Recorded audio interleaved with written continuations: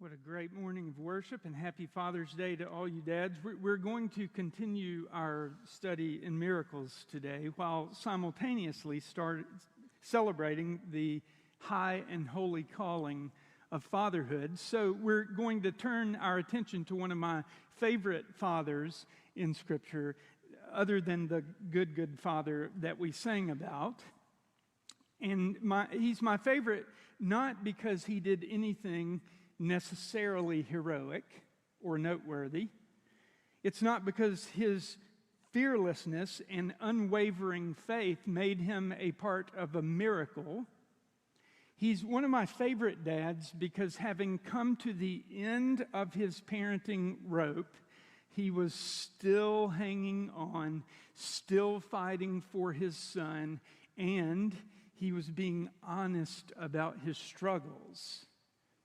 And it was his desperation that created a thin place. We've been talking about thin places. It's those places where we can meet God and see Him work. It is those places where God takes divine action.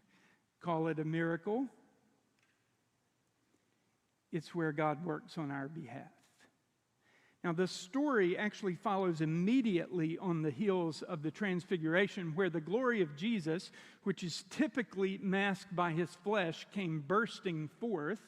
And during that time, there was a message from God in the clouds, and He said, "This is my Son, whom I love. With Him I am well pleased. Listen to Him." Okay, it was a message for Jesus and His inner circles, the leaders of the disciples, Peter, James, and John.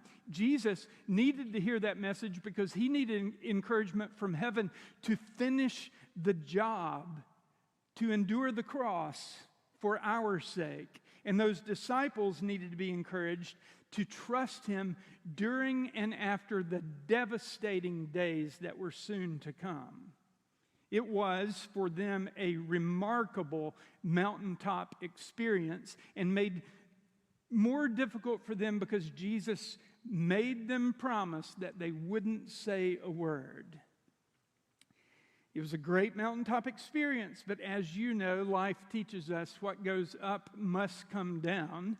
And when He and His guys came down from that mountaintop experience, they literally descended into chaos.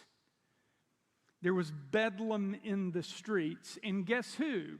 It was the other disciples in a heated argument with the teachers of the law, and things were about to spin out of control. I want to pick up the action right there. If you have your Bibles and want to follow along, we're going to be in Mark chapter 9, beginning in verse 14. When they came to the other disciples, they saw a large crowd around them and the teachers of the law arguing with them. As soon as all the people saw Jesus, they were overwhelmed with wonder and ran to greet Him. "What are you arguing with them about?" He asked. A man in the crowd answered, "Teacher, I brought you my son who is possessed by a spirit that has robbed him of speech. Whenever it seizes him, it throws him to the ground. He foams at the mouth, gnashes his teeth, and becomes rigid. I asked your disciples to drive out the spirit, but they could not." "You unbelieving generation," Jesus replied, "how long shall I stay with you? How long shall I put up with you? Bring the boy to me." So they brought him. When the spirit saw Jesus, it immediately cowered because it was afraid. That's not what happened. It immediately threw the boy into a convulsion. He fell to the ground, rolled around, foaming at the mouth. Jesus asked the boy's father, How long has he been like this?" "From childhood," he answered. "It's often thrown him into the fire or water to kill him. But if you can do anything, take pity on us and help us." "If you can," Jesus said, "everything is possible for one who believes." Immediately, the boy's father exclaimed, "I do believe. Help me overcome my unbelief." When Jesus saw that a crowd was running to the scene, he rebuked the impure spirit. "You deaf and mute spirit," he said, "I command you, come out of him and never enter him again." The spirit shrieked, convulsed him violently, and came out. The boy looked so much like a corpse that many said, "He's dead." But Jesus took him by the hand and lifted him to his feet, and he stood up. After Jesus had gone indoors, his disciples asked him privately, Why couldn't we drive it out?" And he replied, "This kind can come out only by prayer." Some versions say only by prayer and fasting. Now, there is so much for us to learn from this chaotic, very thin place that is not surprisingly in a valley. Valleys are often thin places. Now, the first people that see Jesus having descended from the mountain are the crowds. Mark tells us they're overwhelmed with wonder and come running straight to him. Now, why? Why were they overwhelmed? Well, it's not because he was still glowing from the transfiguration. His divinity was once again neatly concealed by his flesh. They were amazed because Jesus appeared at just the right time. Like when your kids are having a meltdown and you show up to settle an argument before things spin wildly out of control. That's what happened here. Jesus showed up to make things peaceful again. When he arrived, he looked at his disciples and said, "What are you arguing with these guys about this time?" See, this wasn't their first run-in. The teachers of the law were always looking to demonstrate that Jesus and his merry men were frauds. That happened when they happened upon this scene where the disciples are trying desperately to cast out an evil spirit. They immediately sprung into action. The dad had brought the child to Jesus. Please don't miss that. The dad had brought the child to Jesus. That's the right move. Jesus had already invited the weary and the burdened to come to him, and he would give them hope and rest. But when the dad brought the child to Jesus, Jesus was up on the mountain being turned inside out. So the disciples, hearing about this terrible story of this tormented young man, got right to work. They had actually done this kind of thing before. When Jesus sent them out 2 by 2, they successfully worked in the deliverance ministry. And they knew they could do it again. Delivering this boy would be like taking candy from a baby. They had done it before, and they would do it again. They had great self-confidence. And it was their self-confidence that created all kinds of trouble. Now, let's just take a step back and understand that this scene is the quintessential picture of the battle that rages between the kingdom of light and the kingdom of darkness, which Jesus previously described in John chapter 10, verse 10, when he said, "This thief comes only to steal, kill, and destroy." That's the dark objective.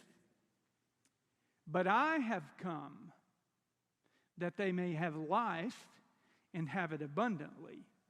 That battle is raging in this scene.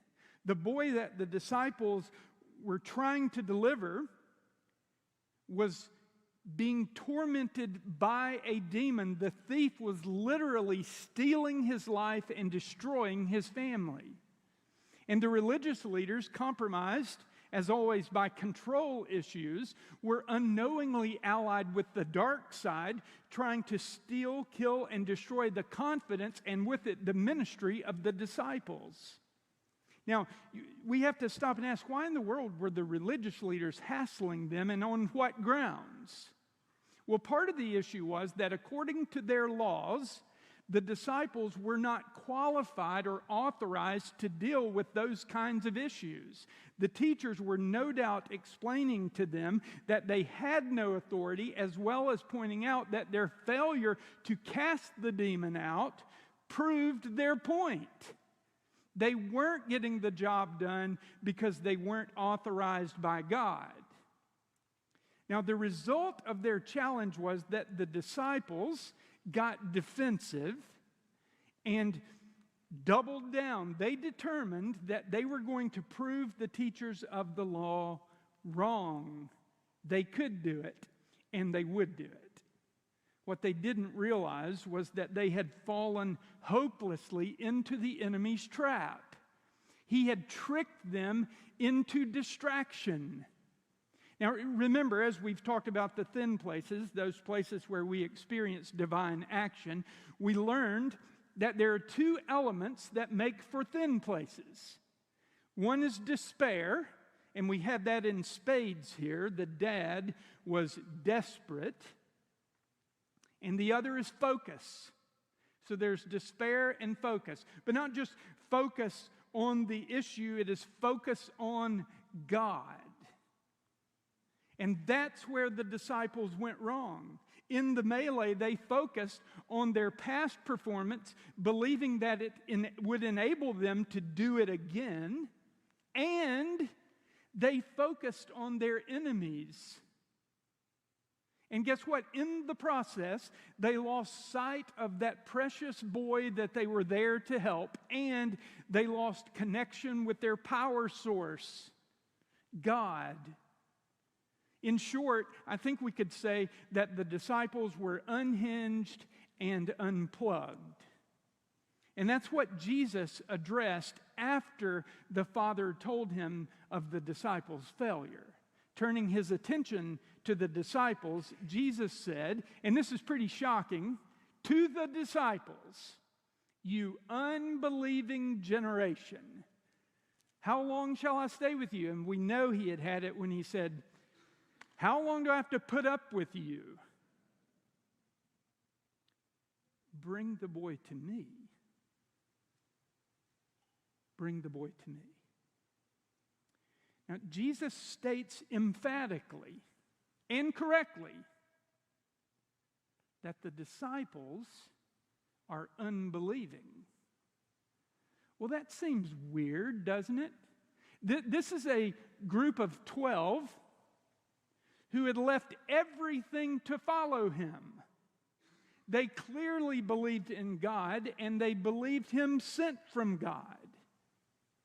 So what did he mean when he said they were an unbelieving generation?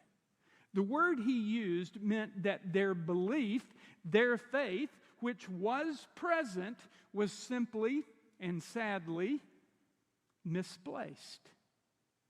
Okay, right belief would have made them, in the face of that challenge, totally dependent upon God.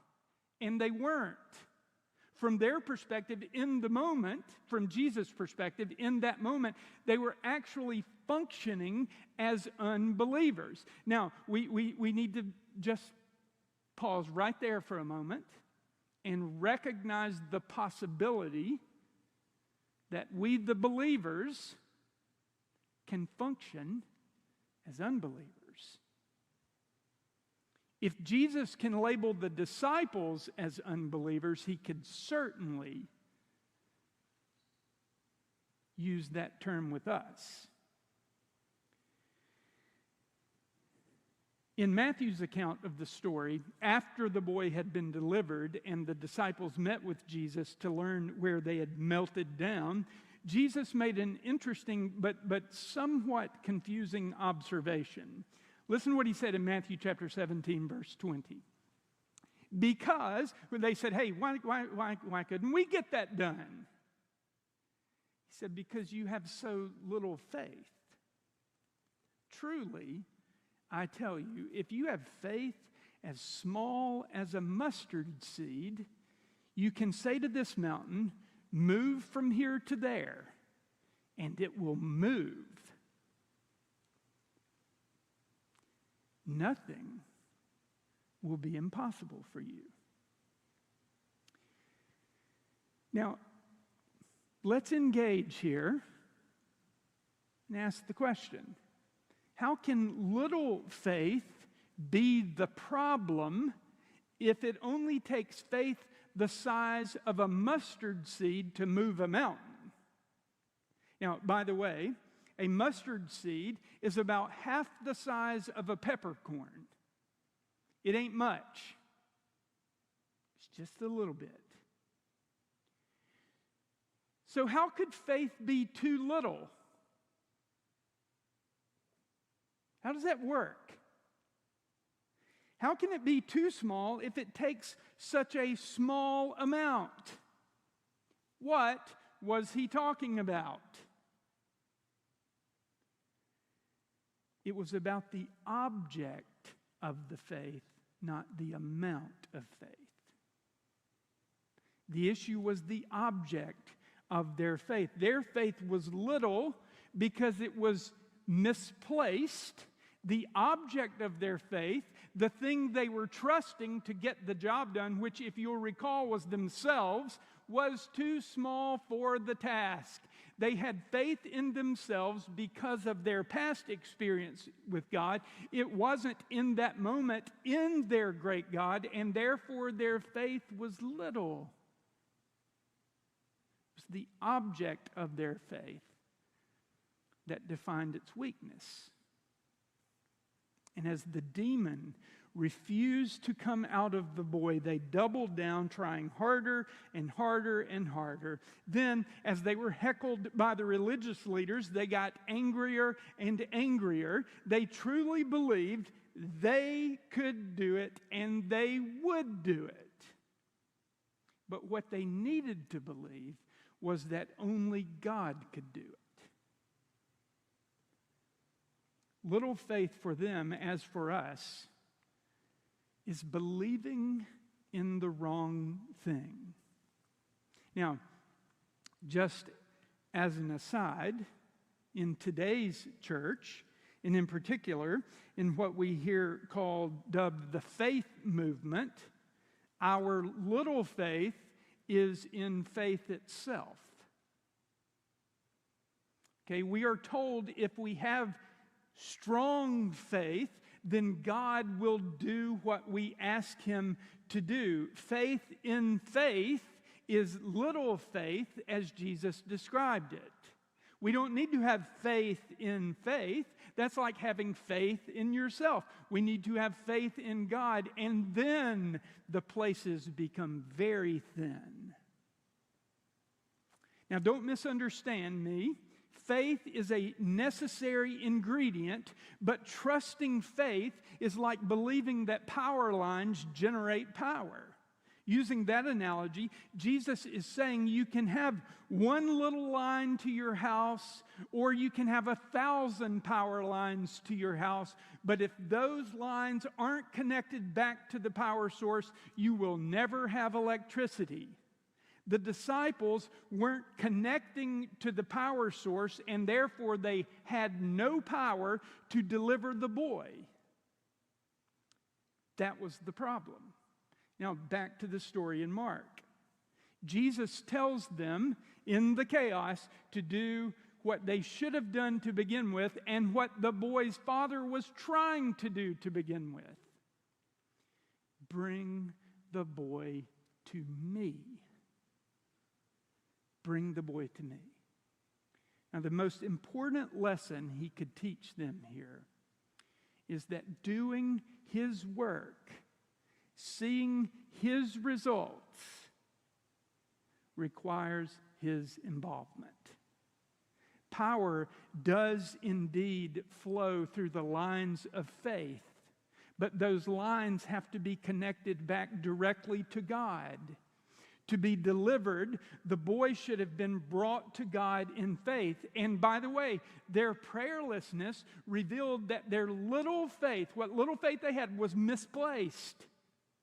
Now that God was there in the flesh, in the person of Jesus, they could bring him to Jesus and let God handle it according to his will. Now, that is a very important part of the program. Okay? Faith, trusting God, even faith that is connected to God, believing that God can, we still have to let God be God. He gets to decide. But through our faith, we're set up to be in a thin place. Now, after the boy is brought to Jesus, look what happens in verse 20 of Mark chapter 9. So they brought him. When the spirit saw Jesus, it immediately threw the boy into a convulsion. He fell to the ground, rolled around, foaming at the mouth. Can you imagine how devastating that was for the father? When the demon saw Jesus, it responded violently. Now, it's at this point that Jesus turns his full attention to, we would think, the boy. But he actually turned his attention to the father. Even though the boy is rolling around on the ground and foaming at the mouth. Now, look what happens in verse 21. Jesus asked the boy's father, how long has this been going on? His entire life, from childhood.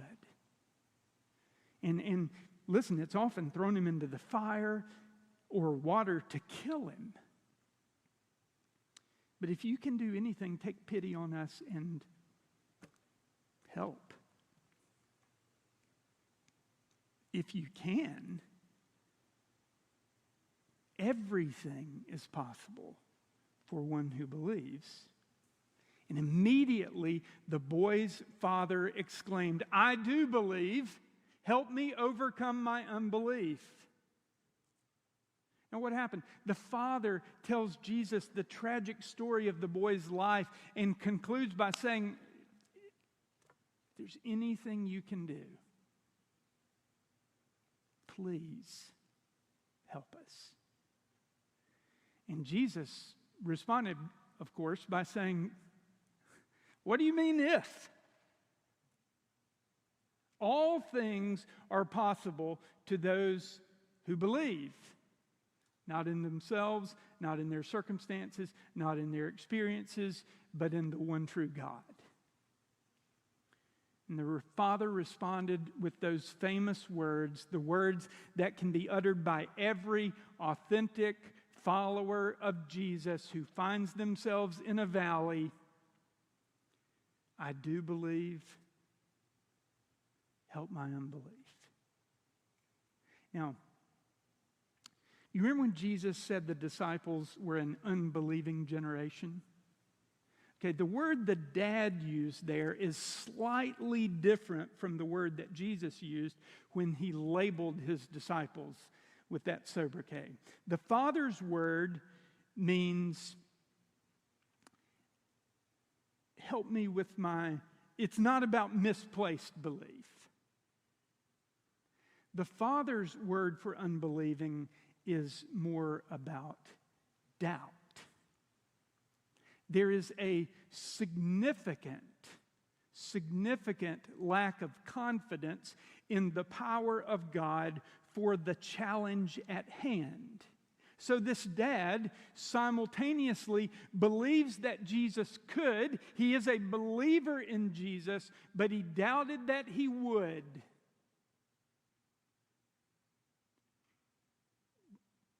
Does that feel familiar?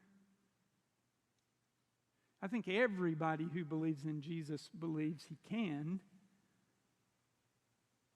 The unbelief comes when we wonder if he will.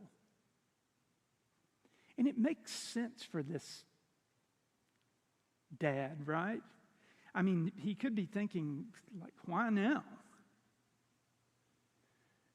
Maybe my son's just too far gone, or maybe the job is too big for Jesus.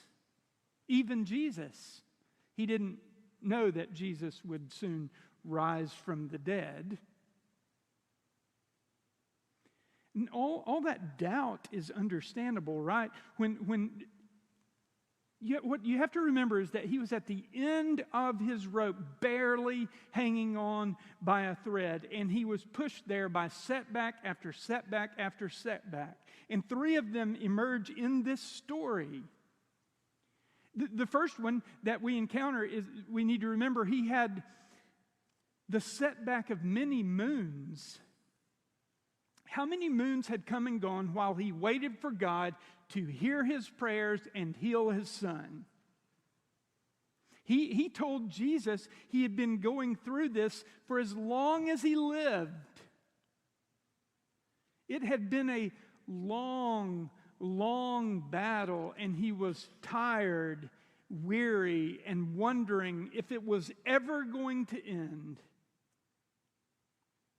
Sometimes it just feels like things will never change. It's the setback of many moons. But he also had the setback of the disciples' failure. The church, the people who believed in Jesus, let him down. They said they could do it. They said they had done it before. As a matter of fact, he had heard stories about Jesus and his guys in the deliverance ministry, so he got his hopes up. He brought his son to Jesus. He wasn't around, so he gave him to the disciples. And they tried, but nothing happened. It was another setback. And he wondered, if they can't do anything, can anyone? Is there any hope? And then he had the setback of the current crisis. You remember when the boy was brought to Jesus, what happened? The demon flexed. He threw him to the ground. He's rolling around, even foaming at the mouth. The demon not only wanted to claim the life of the child, but he wanted to destroy the hope of the dad, and it was working. Help me in my unbelief. Jesus told him, this is possible, but the power is going to flow through your belief. And he said what we would say, I think if we had the courage to be honest in the moment, what we certainly say in our hearts every time we seek a thin place. We need a thin place, but wonder if we will ever find one. I do believe, but help my unbelief. I do believe you can. That's why I believe in you. But I'm just not sure you will. Verse 25, when Jesus saw that a crowd was running to the scene, they wanted to see the boy rolling around on the ground. He rebuked the impure spirit, "You deaf and mute spirit." He said, "I command you, come out of him and never enter him again." And that's exactly what happened. The spirit shrieked, convulsed him violently, and came out. The boy looked so much like a corpse that many said, "He's dead."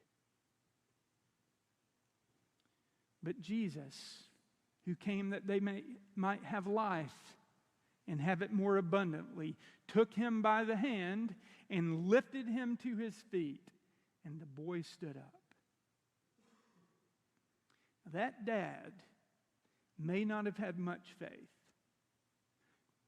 Probably about the size of a mustard seed. But what faith he had was well placed.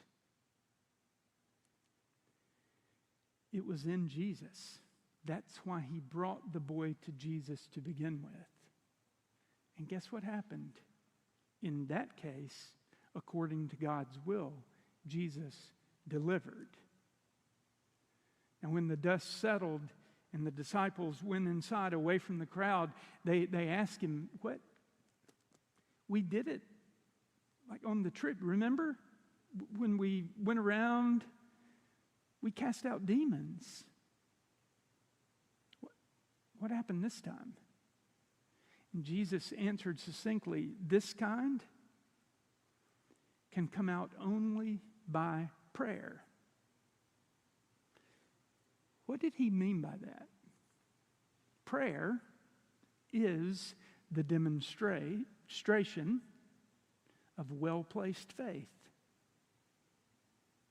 In other words, what Jesus was saying is there are some challenges we face, some hurdles we encounter that we can't handle, and we need the wisdom to recognize it. And if we place even what little faith we can muster, mustard seed faith, in the big God of heaven, mountains can be moved. Setbacks can be overcome. And prayer is the proof of the right kind of dependent faith. Prayer is the proof of faith. Do you pray?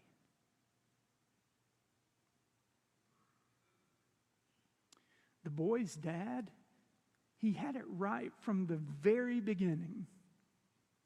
He brought his son to Jesus. Unfortunately, Jesus wasn't there. But in bringing him to Jesus, he was a model for every believer, and in particular, a model for DIY dads. There's some things you just can't fix yourself. There is an end to our wisdom. There is an end to our resources. There is an end to our power. But you know what the scripture says? When we are weak, He is strong. When we are weak, and admit it, we make space for God to work. We experience those thin places where God springs into action on behalf of us and our families. And if our families are going to experience those transformative thin places where we see God at work, dads, you got to bring your family to Jesus. What we learn from Job in the scripture is that the father serves as essentially the priest for the family. The priest does two things. The priest speaks on behalf of God to the people and speaks to God on behalf of the people. He is the intermediary. According to God's design, divine design, dads, we're the priests. If we have faith, not in ourselves, not misplaced, but if we have faith in God, then we bring our families to Jesus. Bring the child to me. Bring the issue to me. Bring your marriage to me. Some challenges are only going to be solved through prayers that invite God to work. Do you believe? Yeah, I believe. Do you pray?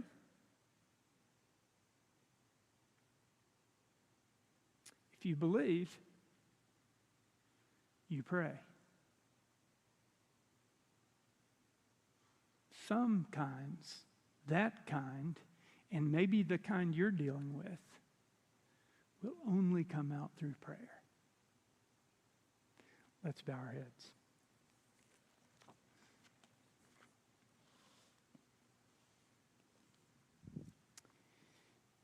It begins with belief. Faith, remember,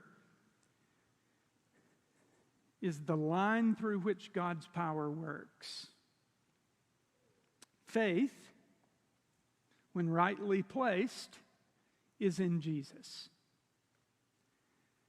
The question that we have to begin with is, have you placed your faith in Jesus? He is the answer to the thief who steals, kills, and destroys. The thief wants to steal your life away. Jesus came that we can have life. What does it mean to believe in Jesus? It means that we believe the good news that God loved us so much that He sent Jesus out of heaven, stepping into time, so that He would deliver us from the controlling hand of the enemy, from the wages of our sin, which is death. Belief means that you trust Jesus to be your deliverer for your life. Have you placed your faith in Jesus? That's where it begins.